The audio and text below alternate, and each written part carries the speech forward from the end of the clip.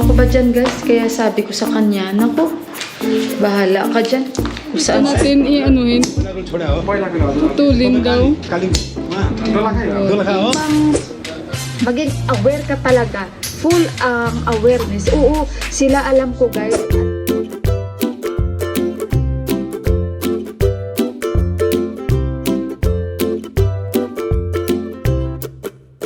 Yung aming morning, hindi siya ganun ka-good morning, pero thankful pa rin tayo dahil nagising tayo.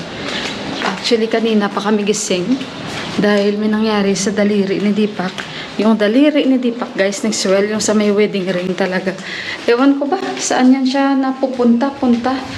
Ewan ko ba dyan guys, kaya sabi ko sa kanya, naku, kung saan ka napunta kasi ang dami niyang kagat. Parang may sting bite si Deepak. Yung braso niya okay na kasi nag-swell ilang araw na okay na. Tapos ngayon yung daliri na naman niya. Yung daliri niya, yan. Tara, let's go. Good morning, Johan. Hindi ko siya pina-attend. Swimming sila the whole day. Punta tayo sa mga gold shop dito kung mayroon. Dito pa naman parang hirap pero tingnan natin. Pati finger ikat na. Yan guys ang aga namin. Today is Friday. Happy Friday. Diyos ko sarado. Guys ang gold shop dito daw kami pumunta oh. Cuttack सानो के भने कटक काट्दाखेरि अरू लाइन लाउँदा दुख्दैन भने To guys, hindi ko alam saan pupunta kasi sarado yung mga gold shop.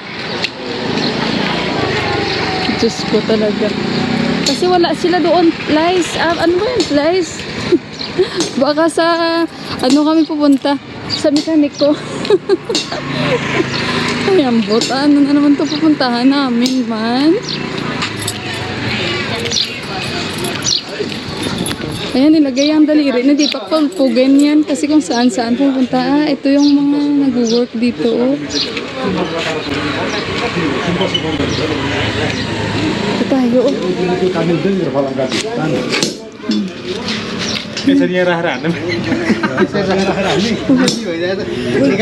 We'll put your figure there.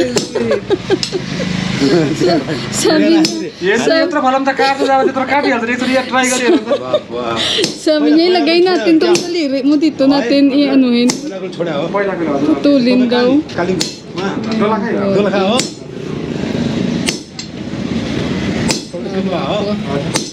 Diyan daw ilalagay daliri mo Deepak. I-try daw natin.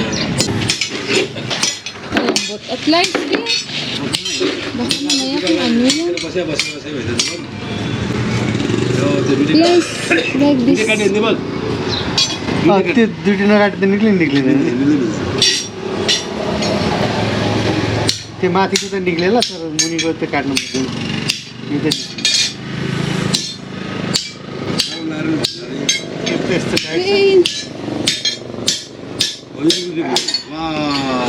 अनि यो त माथिको निक्लिन्छ Cut this one. Like, what is that cutter?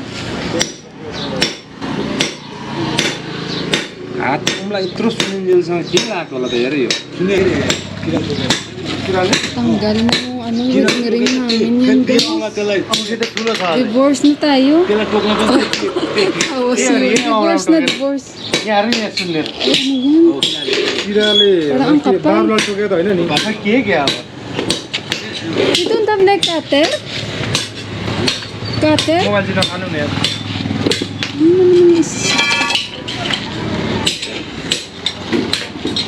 Nasa labas.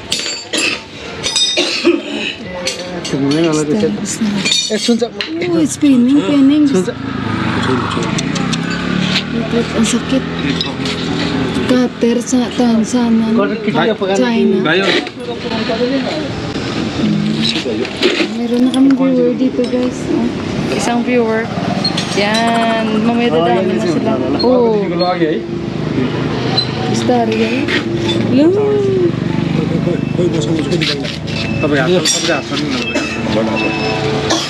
Oo. Slowly.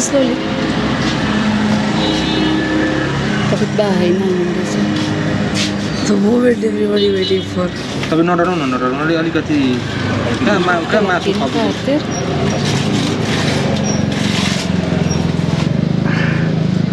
Wait. Oh, thank you, Lord. त्यो सुन्ने ठाउँ पऱ्यो है सुन्ने राम्रो कस्तो दुख्यो हेर राम्रो सुन्ने ठाउँमा पऱ्यो थ्याङ्क यू तपाईँ नचलाउनुहोस् है काम चाहिँ नचल है नचल Just, oh my God, thank you.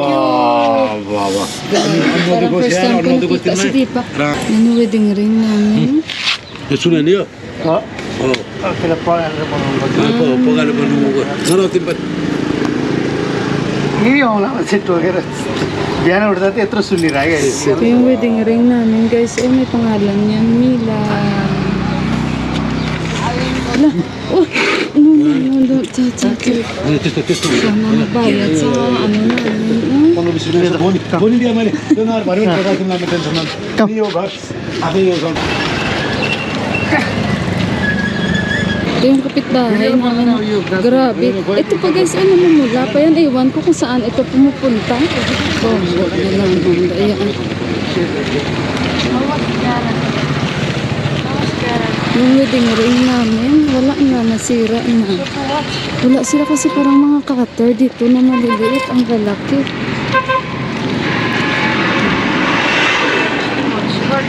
Next time daliri niya nang puputulin. Next time your finger will cut.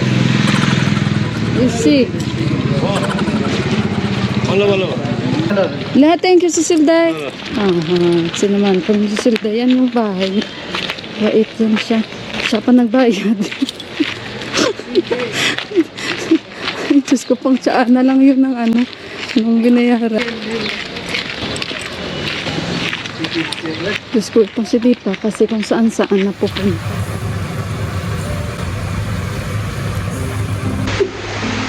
Sino makaka-relate sa akin? Ganito ako guys, basta may gusto akong mga gustong panoorin talaga.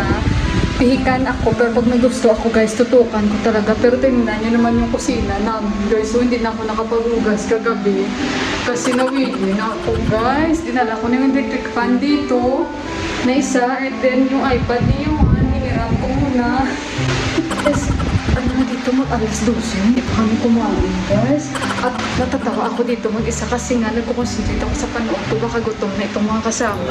Guys, ito talaga yung wedding ring namin. Oh, may pangalan yan sa loob.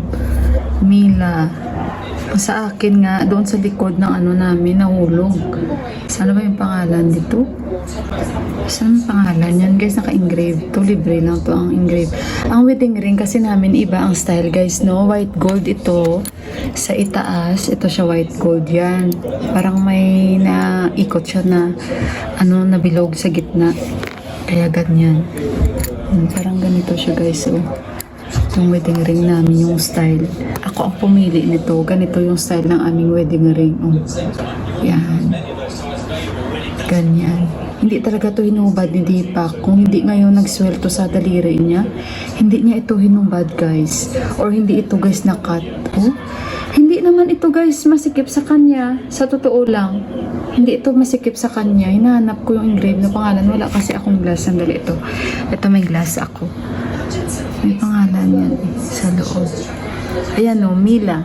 Oh, hala, grabe sa Mila pa talaga na pangalan, guys. Ang ay pa talaga yung nawala. Ayan o, Mila, yan o. Oh. Sa akin naman, syempre, ang pangalan niya.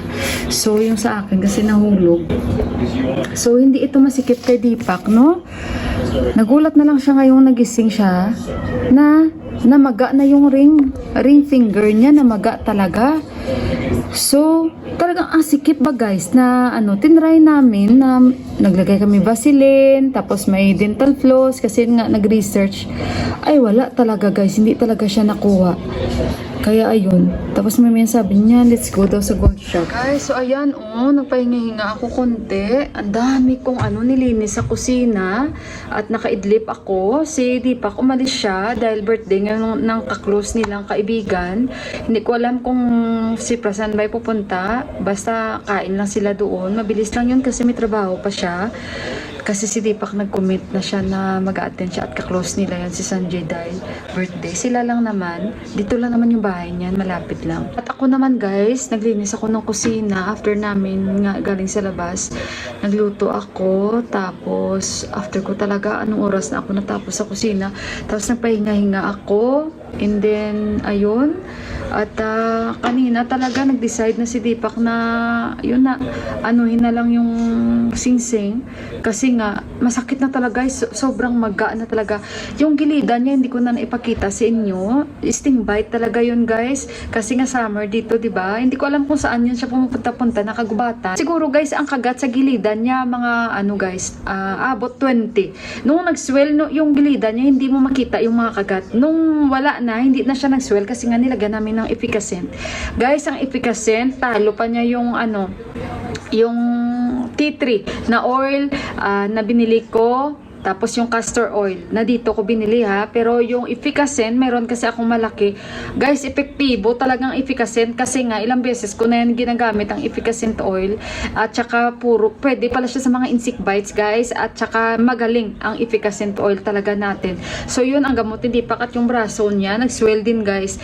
Nung hindi na guys nag-swell, yung tagiliran ni Deepak na ano, makita mo yung mga kagat. Hindi ko kasi nakuha na kasi nga kanina na busy na ako. Ay grabe, yung ano guys, yung mga kagat kay Deepak. Sabi ko, nag-celebrate talaga ang nagkagat sa'yo, oh. Hindi ko alam kung saan yan siya talaga at anong insekto ang kumagat kay Deepak, ano. Kasi grabe yung swell talaga. Sabi ko, hindi dapat, ano ba, hindi dapat gawing biro yan. Sabi ko, take it seriously kasi kagat yan, hindi natin alam. At mabuti nga hindi ka nilagnat. Tapos nung hindi na siya nag-swell, tapos mga kagat-kagat na, nilalagyan ko rin ng calamine. Ramdam niya guys yung sakit. Grabe yung sakit ng kagat nun. Hindi ko talaga alam. Anong kaya klaseng insekto yun, ano? Tapos yung sa braso niya. Buti-buti ngayon guys, hindi na ganun. Kaya sabi ko sa kanya, pag ganyan, anuhin mo rin, isipin mo rin yun kung anong protection sa skin mo. Hindi yung basta ka lang pumunta kasi si Deepak ganun siya guys, parang careless din siya kung hindi mo sasabihan. Hindi siya guys maglalagay ng kung ano. Siyempre, kagubatan yan kung saan-saan sila pumupunta. Yung suotin mo rin magsapatos. Kami mga sapatos yan siya guys. Ang sinusuot niya pa minsan, mahilig sila yung mga tsinelas. May mga ahas pa sila minsan nakikita, pinipicturan pa nila. Ewan ko ba sa kanila? Sabi ko nga, naalala mo yung nature lover din yon, yung mahilig sa buhaya. Hindi ko guys alam kung sino ba yung taga-Australia. Parang, di ba, namatay siya sa jellyfish yon. Rest in peace lang. Siyempre, hindi natin alam. Kaya nga, pag ano ka, baka mamaya kainin ka dyan ng tigre, kainin ka dyan ng anaconda. Sagutin pa naman niya ako, nati kung ganyan yung aking, kumbaga, kung ganyan daw ang kanyang ikamamatay o will niya na ganyan ang kanyang na mamatay siya kung ganyan yung time niya. Wala daw kami magagawa. E di sabi ko, mapakain ka na lang sa tigre. Mapakain ka na lang sa tigre. Sinasabihan niya kita para maging aware ka. Ginaganon ko siya. Para maging aware ka sa sarili mo. Walang masama sa pagiging nature lover. Ang importante, yung talagang yung bang maging aware ka talaga. Full ang awareness. Oo, sila alam ko guys. Alam ko naman si Deepak aware siya. Pero parang kulang pa ba? Yung ganun ba? Kaya sabi ko dapat maging aware ka.